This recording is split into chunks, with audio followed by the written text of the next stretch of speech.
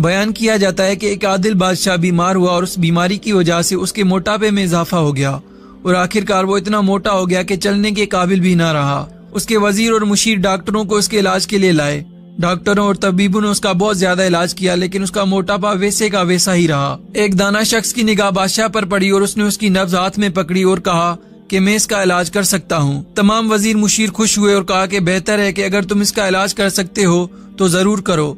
इस शख्स ने दोबारा बादशाह की नब्ज पकड़ी और कुछ देर के बाद कहा कि मुझे दिखाई देता है कि ये सुल्तान 40 दिन तक मर जाएगा। पहले मैं इसका इलाज नहीं करता क्योंकि मुझे 90% यकीन है कि ये मर जाएगा, और अगर बिलफर्ज बादशाह 40 दिनों के बाद जिंदा रहा तो मैं जरूर इसका इलाज करूंगा।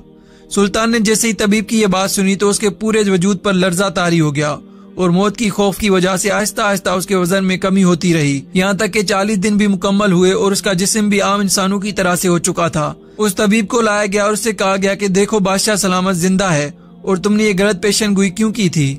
उसने कहा कि बादशाह का इलाज और किसी भी तरीके से मुमकिन नहीं था, और जब मैंने उन्हें मौत से खौफजदा किया तो उसकी वजह से बादशाह का मोटापा खुद ब खुद खत्म हो गया और आज बादशाह बिल्कुल सही और सलामत हैं।